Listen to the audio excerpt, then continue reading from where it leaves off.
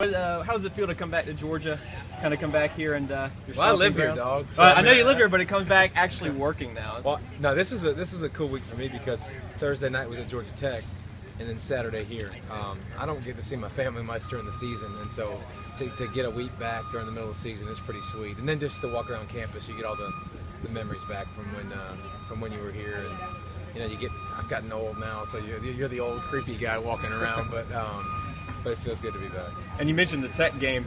We were kind of interested. How'd you feel about getting that jersey? I know they gave y'all jerseys in the game last. Listen, you appreciate it. I mean, do you put it on and wear it around the house? Absolutely not. But I think it'd be disrespectful not to take it and listen. I appreciate them giving it to me. And it was a throwback, and we all got one. So it was definitely.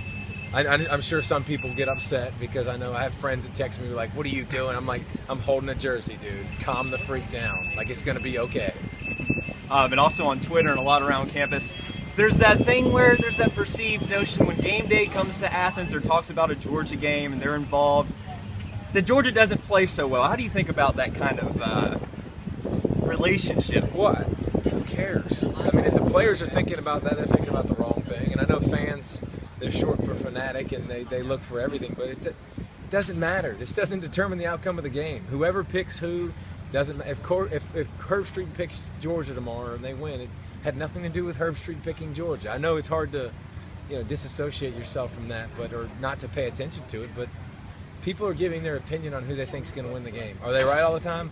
Lord, no. Does it matter? Absolutely not. And also kind of looking forward to the game. What key matchups do you see? Is it Murray-Mettenberger? Is it Hill versus Gurley? What do you think the key is? I think it's Mettenberger versus Georgia's defense, and I say that because Mettenberger on the road last year was different than he was at home. He's had a great start to the season, but now you come in a loud atmosphere, a tough environment.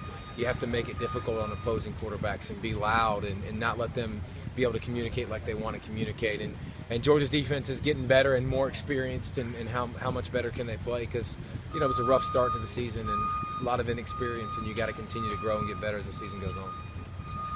A lot of people are calling this game sort of a national championship elimination game. Do you think that's true for Georgia and LSU, or just Georgia? Do you think LSU could afford a loss It's here? definitely true for Georgia. If Georgia loses, they're out of the mix. I think it's already tough because think about who you lost to. You lost to Clemson. There's a good chance Clemson could, if they're a one-loss team and they're in the mix, they could be ranked ahead of you. So I think it's definitely an elimination game for Georgia. LSU, maybe you're still in it because you play a really tough schedule this season, and maybe you still have a chance to fight for it, but 2 losses take you out of the national championship picture. Both teams have extremely balanced offenses. Do you think this is the most balanced matchup that you guys have seen so far this year in all of college football? Most balanced offenses in college football. I mean, Alabama and A&M are 2 of the more balanced teams in college football. But I think both quarterbacks are playing at a high level, which is good. Both running backs are extremely physical. Both teams. You know what I like about this matchup the most is you actually are going to see a dying breed. That's the fullbacks. Like Georgia has one and LSU has one. That's like, I don't think there's probably another matchup in college football that you see that in a week. So, more conventional style, offenses. Kind of, it'll be more throwback than you've seen, I think, in the past, which is cool. Getting back to Mettenberger, obviously a tough situation, getting kicked out of your hometown school and whatnot. But coming back, do you see him being rattled in the first couple series, or do you see him playing with a chip on his shoulder? Well, I mean, I can't predict that. It'd make the game a lot easier to pick if you could. But I think a lot of times you get so emotional and you want to stick it to somebody that you feel like you've got wronged in the past or whatever. I think it. But at the quarterback spot, you need to be cerebral. You need to be chill. You need to be, kind of even keel. And so I think him handling his emotions will be a big part of it. And can he continue to play well, on the road, hostile environment? You can't just talk at the line of scrimmage and tell checks. You got to sign more things, and it'll be tough for him. But see how he handles it will determine a lot. They play in Tuscaloosa, down the road. So this is a big game for LSU.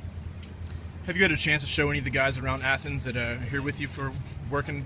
Not yet. No, I just got here. I mean, remember I did the Thursday night game last night, so I got in at like 1:30 this morning, and then got over here. But we're gonna have a bunch of guys out to the crib tonight for some food. Wife's gonna throw down. She's got a bunch of stuff ready to rock and roll. So we'll get some good eats tonight at the house.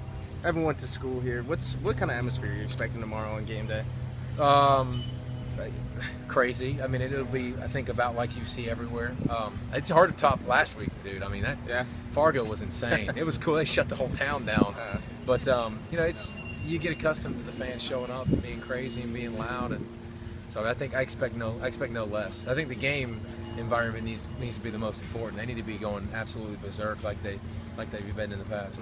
As a former pass rusher, how frustrating is it for like Jordan Jenkins, where he's gotten so close to that sack? He's gotten like a few quarterback hurries and hasn't got the sack yet. Well, I think what people don't understand is a lot of your best pass rushes you don't get sacks, and a lot of your garbage pass rushes that you just kind of you're pushing the pocket, and then all of a sudden somebody bounces out, and then you get a sack, and it wasn't because of you; it might have been because of the defensive tackle. So I think you keep pinning your ears back and you keep coming. I mean, he's a good football player. And that's all you can worry about. Control what you can control. Don't worry about stats. You played with some really good running backs here at Georgia during your time, and you've seen them Gurley's throughout the the years. So you knew exactly what I was going to ask. How does he stack up, not only for Georgia, but just in the nation as well? He's the best back in the country for me. I mean, that's a grown man. I mean, when you tackle him, that's a business decision. I mean, because he's not coming with good intentions. I mean, I think he runs angry. He runs, mad. Whatever you want to use, it's fun to watch him. I mean, he's one of the more physical backs I've seen, but also he's one of the few guys in the country that I think he gets more yards than it's blocked for him consistently. And if you want to win games like tomorrow, you couldn't do it at Clemson because he was gone for a whole quarter. The dude touches the ball 20 to 25 times, makes it easy on Murray, keeps the chains manageable. I mean, he's special. He is extremely special. I don't know if you've seen this before, but North Texas kind of slowed him down for Todd Gurley standards last week, but it kind of seems like he always feeds off of a big game atmosphere.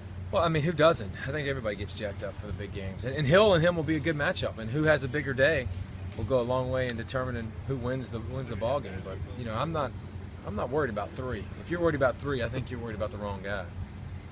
Are you willing to give us your pick right now, or do you have to wait till tomorrow? Nope. Wait till tomorrow. Where I can get booed or cheered. We'll see. Thanks, Dave.